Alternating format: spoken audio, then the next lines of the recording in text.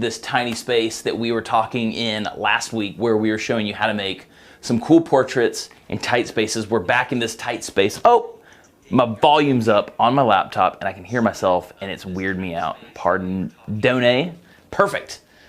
So we're back in this small space, and I was thinking something that could be really, really cool too is how to utilize some things around your home that could make some cool photos. And then I was also thinking that not everybody is as fortunate as I am to have people in my household who I can photograph. Maybe you're rolling solo, or I mean, you might have a pet, an animal, a pup, a kitty, something, a tarantula. I don't know if you want to photograph that, but sure, why not? So the idea behind this is we're going to talk about self-portraiture. And what I'm going to ask for at the end of this thing is I want to see what you guys do, especially throughout next week, with some self-portraiture stuff, because I really want to see you guys start to, flexing those muscles, and I want to see what kind of cool stuff you can come up with. But there's a lot of things around your house that you just have, or you may or may not have certain things, but there are always things to work with. And in my brain, I was like, there's a lot of stuff that you can shoot light through, like a gobo. And a gobo is just short for go-between. We've done a live on these before. But something as simple as I have this window blind right here. Granted, I bought this thing at a yard sale like last year, knowing that I use this thing specifically for a go-between. But that being said, I also have blinds like this up around my house. So if I wanted to, I could use sun coming through the window. I'm going to make my own sun today with an A1X, as you can see, positioned ever so slightly behind the blinds itself. Thank you, Vanna.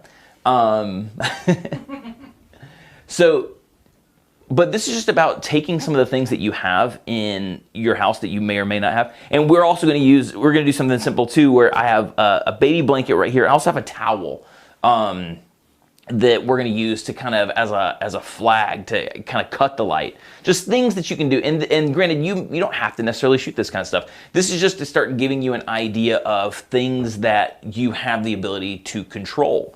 So, like I said, I have this blind. You could take a blind down from your place if you'd like to and just hang it up somewhere, or just shove a light behind it. Or like I said, you could use the sun if you just catch it at the right time of the day. If you have, like, luckily for me, these windows right here are south facing, or yeah, they're south facing. So as the sun starts to go down in the evening, like, it just blasts through this window. So I could do it naturally depending on the time of the day.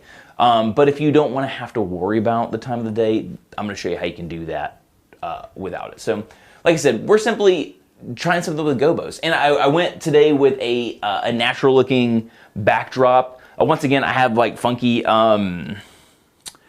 closet doors, like really wonky kid drawn on closet doors behind here. So I was trying to go for something neutral that just kind of felt like maybe a wall in your home. It doesn't necessarily matter the color too much because I'm shooting these in black and white. I just think the black and white's gonna be kind of cool. But yeah, so let me see if you guys have any questions before we start shooting, and we'll do it. Let's see. Cool. Never forget my towel, Moira. I have my towel with me at all times. Cool. So what's up, everybody? Moira, Mark, what's up, my man?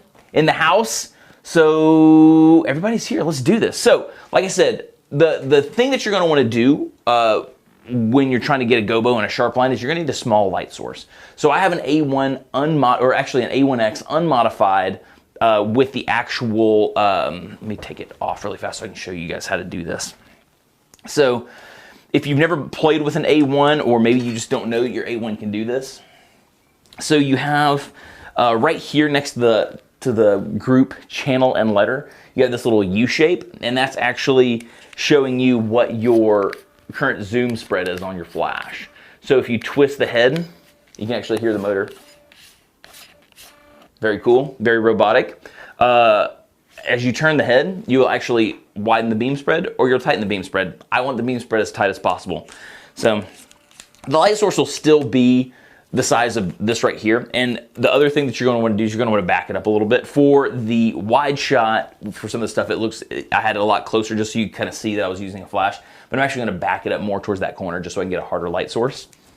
So I'm using the A1X, zoomed all the way in, and I'm going to back that thing up. So, as you do, sometimes you back it up. So you got the light back here, I'm going to raise it up a skosh. The other thing that you want to do too for this shot of myself, what I'm planning on doing is I'm going to have the light kind of cut right through the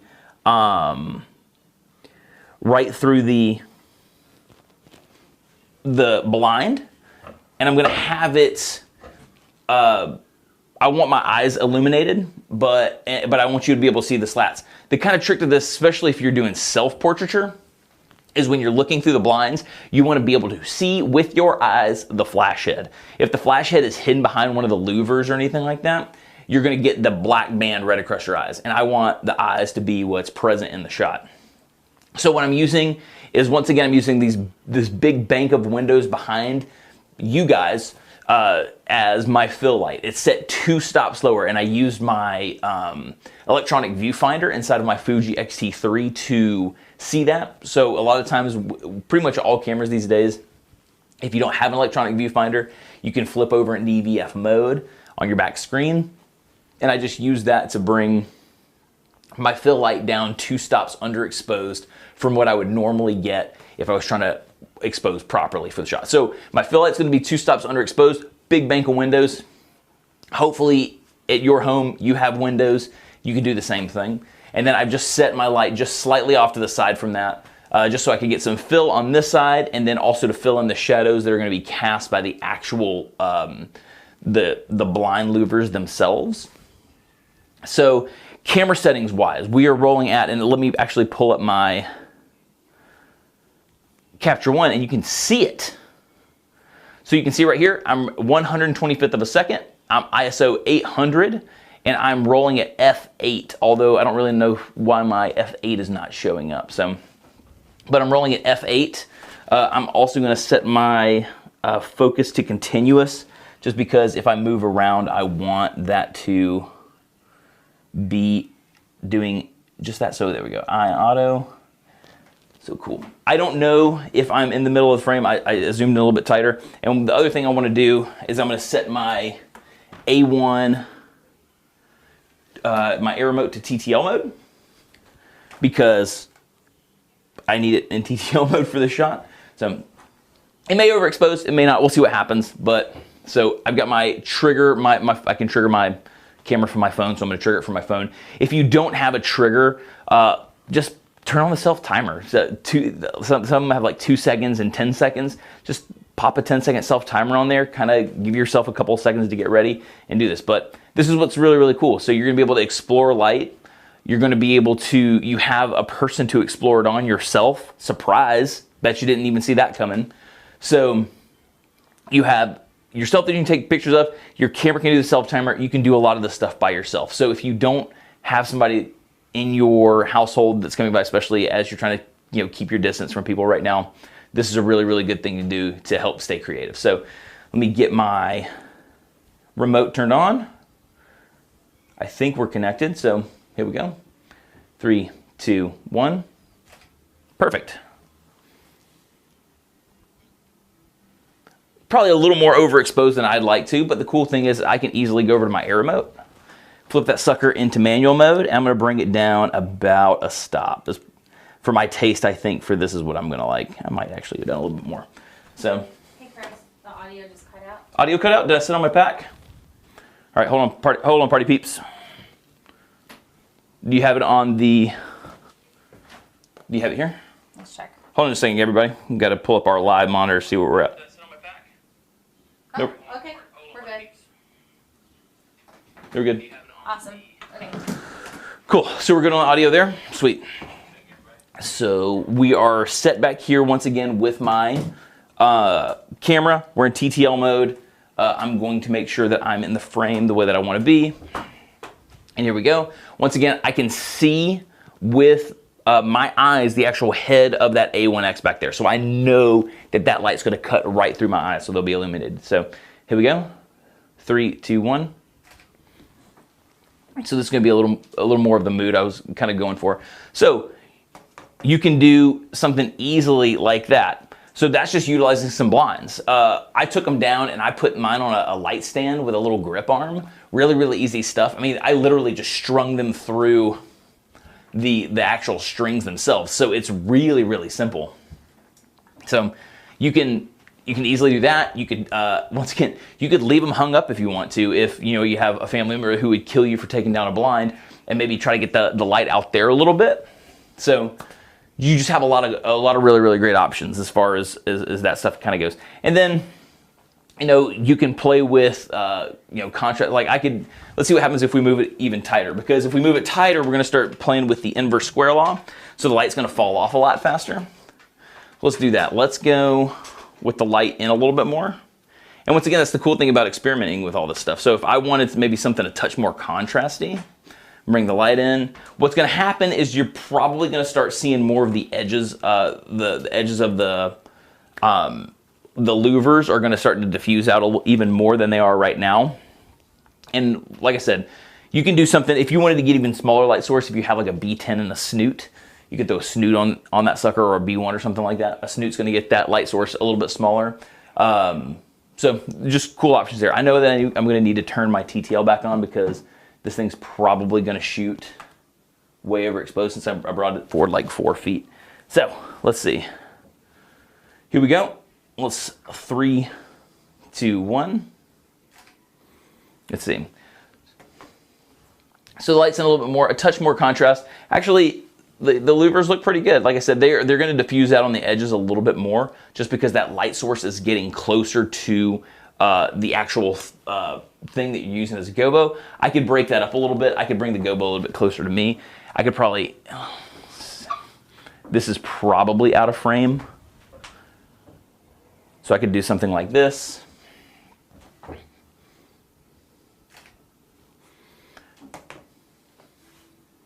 So there you go. As you can see, I just brought the gobo I brought the blind closer to me. And that's going to allow that light to tighten up even more, which is really, really cool. So really, really fun creative stuff that you can do around the house. So let's see, I brought it in even tighter. This could totally be in the frame. I could way off, so let's see what happens. Trying to see that I can see with my eyes, see the head of the flash again. Whew, I looked right at that sucker. That hurt. And once again, it's a little more overexposed than I want. I figured that was gonna happen just because I'm wearing pretty dark clothes. Once again, just to hide my insecurities. So if we go down a stop, let's see where we're at. Here we go. I feel like I didn't, yeah. So way cool, awesome stuff. So say you don't have a blind hanging out around the house, like what else could you do? Luckily for you, I brought a towel. So hopefully you have a towel, So what's cool about something like a towel or a blanket or something, granted, I'll even show you with like I've got a baby blanket of my kids. The thing that you might find, also, if you weren't here last week, there's a 100% chance of child showing up for this because I am also socially distanced and locked up at home. There's my little dude. He's hanging out. What's up? He heard I was gonna mess with his blanket and he wasn't having none of it. So this is simple. Like I just got a towel. So we're gonna go towel there, clip on, a couple alligator clips. Caitlin's gonna get her hand chopped off by a fan. I know, too close. Cool. So for this shot, I'm gonna try to do hey Buzz. Watch out, buddy. Yeah, we don't want you knocking that over, dude. There we go. So this shot, my plan for this shot is pretty simple. I'm gonna use this to kind of split my face with the light, so it'll throw half my face in the shadow and the other half will be lit by the A1. But once again, the fill light from the windows will still try to keep these shadows from going too dark. Once again, the trick to this is I'm gonna want it close. And what I do is you're gonna close one eye and you wanna see the flash with one eye. And you wanna close the other eye and you don't wanna see the flash with the other eye. And that's how you know that you're kind of in the right position. So if I'm like right here, I can see the flash with this eye. Close this eye, go to my left eye. I can see nothing of the sort. So, and then actually I want to back the light up a little bit more too, just because I want to try to get that line sharper. I'm going to see if that towel's in my frame. If it's not, I'm going to try to get that towel in even tighter. Because once again, I want to try to get that line as sharp as possible. And once again, this is just about using what you have. you know? Hopefully you guys have some towels or some sort of a linen, something that has more of a straight edge, which I think works really, really well. So I've got my light backed up. I need to kind of see my position wise. Move my stool this way a touch. So I can see here, once again with my right eye. If I close my left eye, I can't see that. So let's go like right there. Cool. Let me pull out my trigger. Oh, let me make sure I'm in TTL mode because once again, I moved my flash. So it's probably, you know what? I know that this thing's gonna shoot overexposed just because I'm wearing dark clothes. I'm gonna use my flash exposure compensation. I'm gonna bring that down a little bit. There we go. I know we're gonna shoot about a stop over. So that's one cool thing about the TTL systems. You can flash exposure compensate this stuff. So if you kind of have an idea, because dark towel, dark clothes, dark hat, chances of this thing going over a little bit are pretty good. So get my body in position. Can see with one, not with the other. 3, 2, 1. And so we should have a nice split. Look at that. I did that with a towel. The line is nice. I was able to get a good fill over here on this side, which is really, really cool. So you can do a lot of stuff with the things that you have around your home, which I think is actually kind of cool. And then once again, doing a picture of yourself is easy too, because you're there, you're present for the shot. Let me see if you guys have any questions while I'm chit-chat. You can't blink with both your eyes. Oh no, if you can't blink with both your eyes, oh, I'm so sorry. I feel like I've been like, I just assume that everyone is eye ambidextrous, and maybe you're not. I don't know. Oh, and then, well, I was about to say, then you could go hand over the eye, but I mean, I guess if you only have one hand, you can go like this. You're sending me down this wormhole that I really don't want to be spiraling down, because I can go all day, and this is not good. So let's see. What's up, everybody? Oh, Angel, what's up, brother? Good to see you, man. Alan from Puerto Rico. Let's see. Yeah, I don't know what's up with the mono thing. Everything sums together and goes out. I apologize.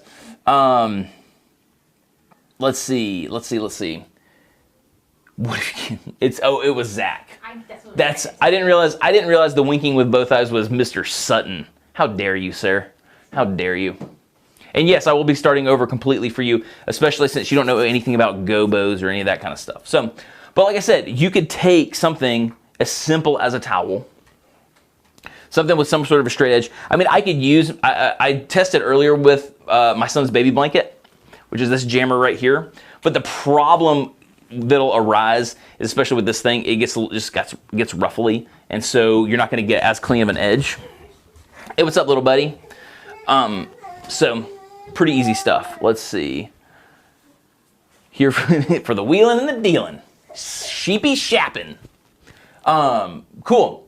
So hopefully that was some really awesome information. It's not supposed to be difficult to do this kind of stuff. It's really using what you have around your house to make some cool images. It's totally possible to do. I know that a lot of times we can get hung up in the fact that, like I said earlier, that, maybe we don't have a lot of space to shoot in. I would love to be able to, be in a space where I could shoot a little bit taller. The place that I live and that I shoot in isn't necessarily as conducive for that for me. So a lot of times my shots are of sitting down.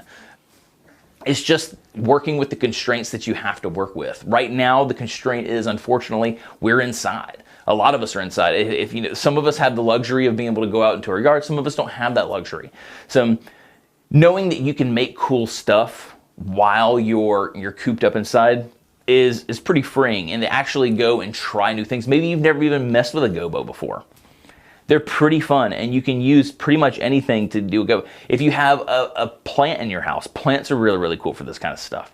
So you have a lot of things that you can take and toy around with and do some cool stuff with. So, hey, my man Nick in Nashville, what's up, man? Hope you guys are doing okay. I know you guys got hit by that tornado recently too, so hopefully you guys are doing okay. My man JVS, what's up, dude? And Sam from Rehoboth Beach, closed down. Gotcha, yeah, it's closed. So thank you guys so much for coming and hanging out with me and the family on the screen. If you have any other questions or anything that you need, hit me up and shoot me a message. If you want to see anything in particular, or you have any things that you want to talk about, or if you have any questions about anything that we did today, let me know, and we will talk about that kind of stuff. He says no, no, but I say yes, yes. So let me know if you guys need anything. Have an awesome weekend. Stay safe. Peace out.